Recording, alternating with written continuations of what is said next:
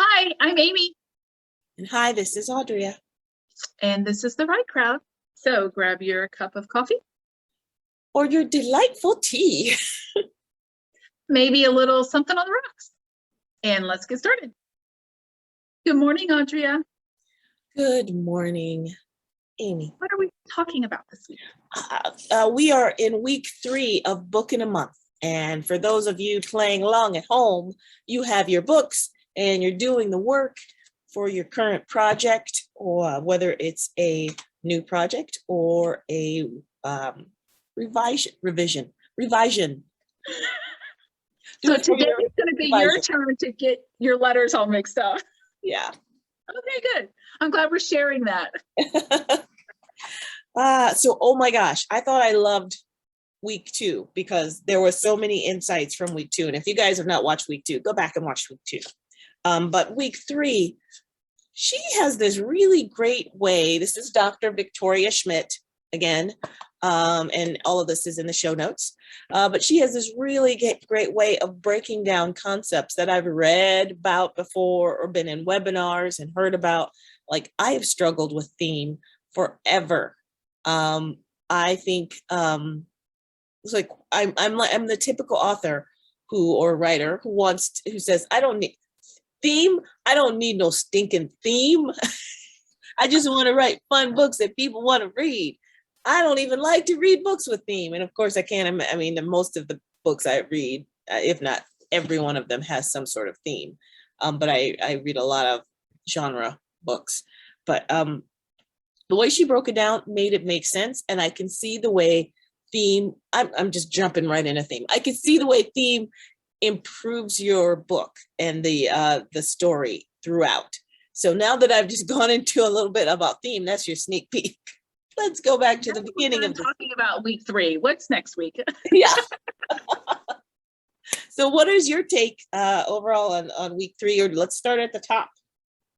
My take on week 3 is that, yes, she does go into theme. And I like that she also says, what work have you done?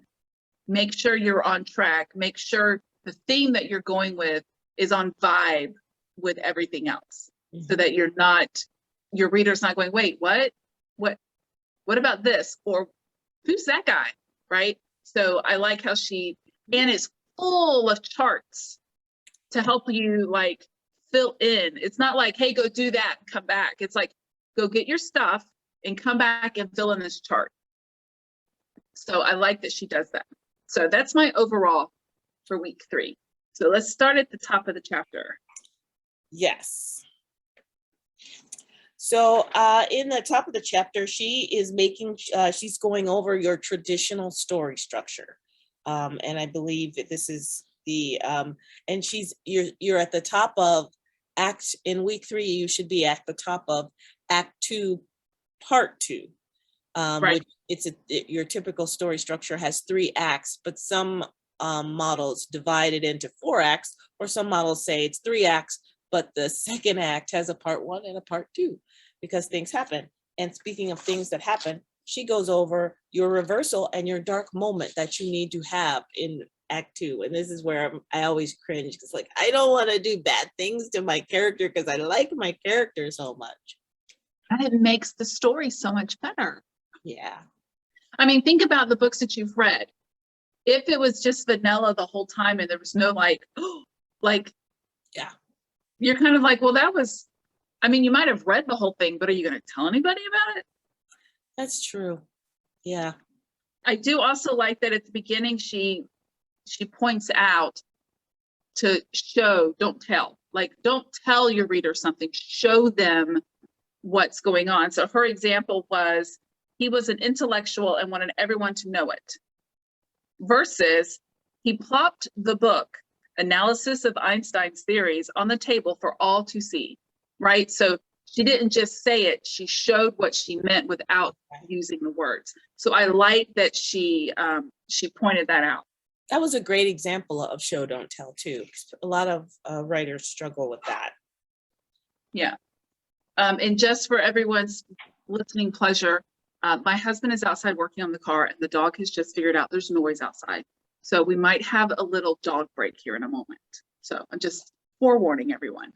They may sing us the song of their people. Yes, yes, and it will be loud and shrill. All right. We are warned. Moving on. All right, so going back to the theme, next she goes into theme and explains it so well, and how it can not only inform your story, but improve your story. And I really liked, and like I highlighted a bunch of one of the things I highlighted is the choices you make to ensure your theme is woven into the fabric of your story are going to be very, very important to the overall quality of the work. It's like, Yeah. That's a lot of pressure, but at least she breaks it down and explains where to put, how to determine your theme, and how to subtly how to subtly weave it in. I'm just gonna let you keep talking. And I love the theme spider. That is like my favorite Yes. illustration of how to work theme into a book. So dudes, writers, authors, if you were not planning to try and do the pressure of doing this whole book in a month, at least have it for the great references it gives you for story. I like that. And for those of you who don't know what the theme spider is, she gives you like, if this happens, what happens? If this were to happen, what happens? Like, gives you all the choices to help you figure out what you want your theme to ultimately be. The other thing I like is that she points out that your theme is the book, like it's the book that you want to read, right? Mm-hmm. So if you're not interested in it, how do you expect a reader to be interested in it? So it's your personal expression of how you want the book to go for you. So, and everyone in the whole process, everyone's process is going to be different. And so you can take bits and pieces of what people do, but that's like, she gives you all these options, mm-hmm. because it's not a one size fits all. Yes. It's not a bathing suit cover up, right? So you got to pick the one that works for you and go with it. But I like that she gives you that theme spider worksheet to like help you figure it out. And I was able to do my theme spider. Well, you can do fun ways. You can find fun ways to do your theme spider with like maybe Post-it notes on a wall, a blank wall that you've got, or a desk, or on just a 8.5 by 11 piece of paper. Just draw it out. I did mine on my whiteboard. Because you have a nice big whiteboard. Yes, because I'm a nerd. I'm a geek. Well, we also, do you ever use your Trello? I love my Trello. Oh my gosh, I love my Trello. So for anyone who wants not a physical write, but they want like electrical, they could use a Trello board. That's true. That would work. Okay. The next thing she talks about is sequence. And your sequence is a group of scenes that make up its own little mini story inside the story. So she goes through what all of the pieces are of your sequence as well. And you can think of any book, any movie you've watched, and there are these little tiny scenes that happen really quick, but they end up being paramount to somewhere later. Like the example she gives is two people are running away from a monster or a bad guy, and they're in a hardware store and they find the ammo and then they kiss real quick. And then, oh no, we can't be kissing. We have to go save ourselves, right? So that's a little tiny scene that later will come up because there's a romantic thing that you just popped in there. Mm-hmm. So I like that she, like, and they're fast paced and they're quick and they're not drawn out. Yes.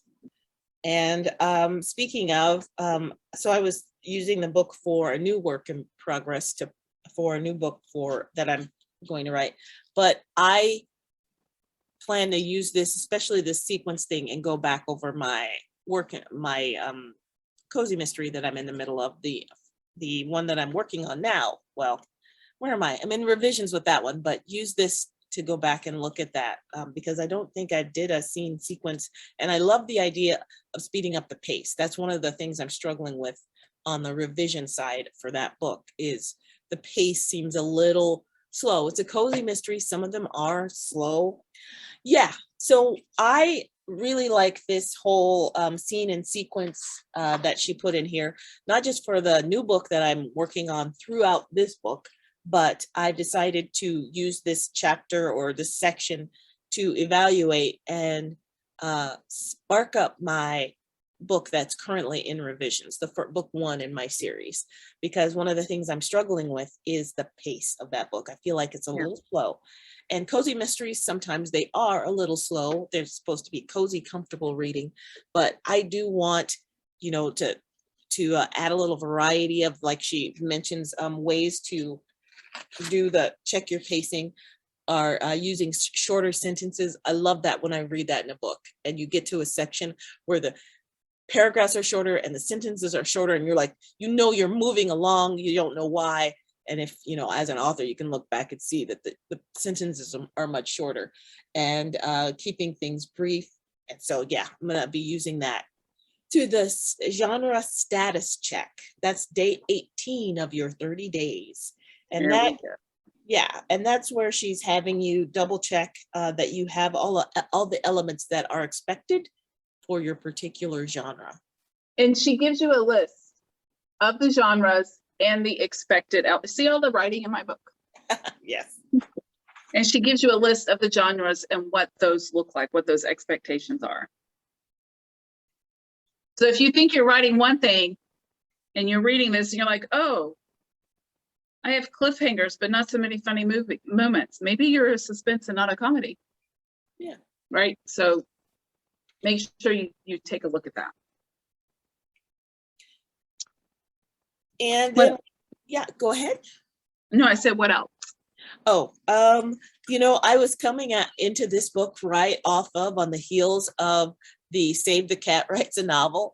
And I am so still clicked into her, how she broke up genres in that book, that when I got over here and I'm like, oh, those are just the regular old genres.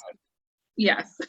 Those are the typical genres. I know all about genres and the deeper genres now because I read Save the Cat Writes a Novel, and reads. And if you are wondering about Save the Cat Writes a Novel, then you should go back and watch our videos about that one. Yes, and they're just as entertaining as these are. Okay, so now we're on into the day 19, and I love the way she phrases it. In day 19, you are identifying your golden writing hours, because by now you should have an understanding of when you write best, and when your thinking is better, when you're less cloudy and more productive. What were your thoughts on your golden writing hours? What's interesting about that is yesterday, my husband and I were talking about, because we're having to pack up our house so we can renovate it and move and all this stuff. And we were talking about the time that we're going to use to do that together and my writing time. And he wanted me to write at night. And I'm like, nope, I'm brain dead. I can't do anything that requires thought late at night. Like 8 o'clock is like don't ask me anything that requires any thinking, right? So there's no way I'm going to be writing at 8 o'clock. However, I get up at 5, take care of the dogs. I'm ready to go by 8 o'clock in the morning. So it's, I know that my golden hours are literally when it's golden outside. Yeah. Yeah. When the sun is up and bright and shiny, up until about, I would say 3 or 4 o'clock, I'm good. Once it hits 4 o'clock, I'm starting to think about the end of the day, and I'm not wanting to do so much like real thinking. That's when I'm going to like move into okay, it takes no brain power to put stuff in a box. So what are your golden hours? My golden hours are very similar. Actually, 10 a.m., like 9:30, 10 a.m. to right about 3 p.m. would be a good golden hour time for me. And that's when I'm very productive and I'm like. Are you holding a midliner? I'm holding a mild liner, yes. Mild liner, yes. I thought I recognized it. These are This great. will be on a future episode when we talk about gifts for writers. Yes. This will be on it. So hang tight. Yeah. Sorry for that little intermission, but I was like, ooh, she's holding a midliner. And it is a mild liner, but in my head, when I ordered it, it was a midliner. And now it's hard to like. It sounds cooler as midliner. Mild liner sounds like, well, I want to be bold. I want to, I don't want to be mild, but yeah, I love these things. But yeah, we'll talk about these in a future episode. In another episode. I was taking it out because there was something I forgot to highlight in the book. And that's because we're on, for our 30-day novel, we're on day 19. And in day 19, you are, not only are you identifying your golden hours and making sure you are making use of those, but you are developing your villain. And the bad guy, yes. And I love what she said about your villain needs a weakness that can be exploited in the finale. And I was like, oh my gosh, I never thought about, you should develop if you read any of the writing books, you should develop your villain or your bad guy to be just as interesting and have just as much depth as your protagonist. So it can't just be a bad guy who's bad just because. You don't want any Snidely Whiplashes who is just a bad guy. There's no reason for it. They should have the same strengths, weaknesses, all those things. But I never thought about having a weakness that you exploited in the finale. So my mind is just like reeling with that for my other books. So I really liked how she talked about some of these things you will have read before if you have been reading or studying writing, but the way she just has a great way to break things down. I also like that she's like, you can't just throw a villain in there and be like, oh, here's a bad guy. Yeah. And he does a bad thing and then he goes away. Like your bad guy, even like I can see, like you're like, but I'm not ready to introduce him. That's okay. As long as you're dropping little hints that there is a bad guy coming up, right? So it can't be butterfly and rainbows and unicorns and chocolate and then all of a sudden thunderstorm. Like you have to like every once in a while have that bolt of lightning pop in so that you're building him up or her up along the way. But I like that she points out it can't just be, oh, I need a bad guy. Let me throw him in right here. He has to have a point and a purpose, and he's got to be built up just as much as your hero or heroine. Yeah. Yeah. And remember, we're just giving you the highlights or some of our highlights from the books that we review. You're going to find your own, and that's why we always want you to buy the books so that you can do all of the exercise, so you can get the full benefits, full face benefits from the books. So you can fill in the holes, because Yeah. we're not giving you all of it. I do like at the end of this, she has you chart your hero's path and gives you a little hero's compass. I like that I love all these charts that she throws in. Yeah. Like she's like, okay, this is the work we're going to do. And here's your chart, or here's your frame, or here's your whatever to help you get there. Yeah. And I like, speaking of charts, going back to the villain one, the villain brainstorming chart that she puts in. So just in case you think you put your villain's characterization is just a little too light, you can chart out the redeeming qualities, the skills, and the weaknesses of your villain. And so that is a great thing to do for a villain. Yep. And as long as we're going back to look at charts, there's a genre chart too that helps you see if your elements are throughout your book. It helps you write down and make sure that it's not something that you're like, oh, darn, this is supposed to be a romance. I should probably throw in a kissing scene here when you haven't brought it up in the first two scenes. So I like that she gives you that chart as well. Yeah. And so back to where you were, so we're on day 20, and you're doing on day 20, you're doing the Act 2 turning point. So by here in your novel, you will have sketched out or written the reversal and the Act 2 turning point for your book, which is cool, that and as well as charting your hero's path, as Amy demonstrated or showed you that chart. Yeah.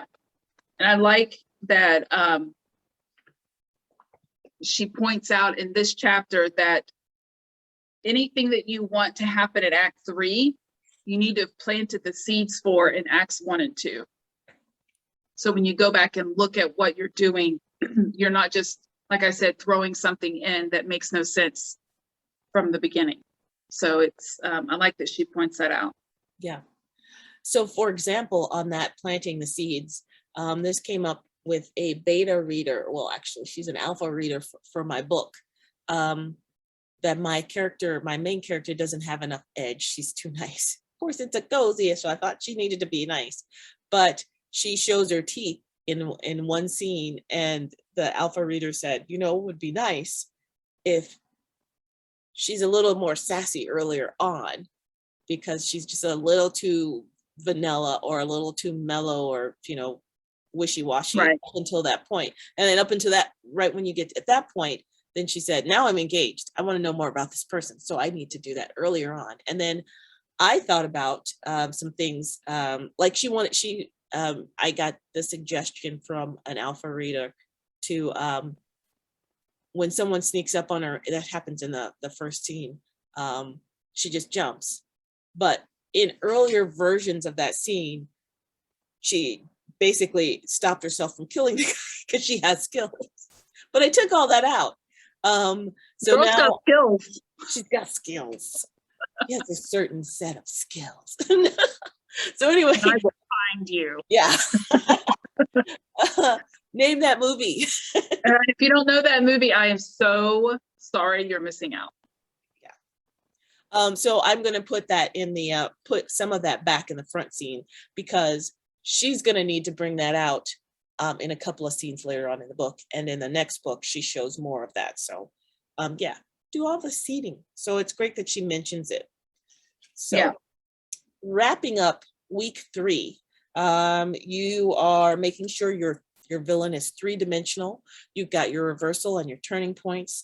You've got your theme liberally sprinkled throughout the book to make it stronger. And you are keeping a list. That's another thing she mentions in here. And she mentions it earlier on in the book, but she reiterates it here in this section, that if there are things you need to research, and this is going to be important for NaNoWriMo, that you make a list of them. Don't do your research during your book in a month.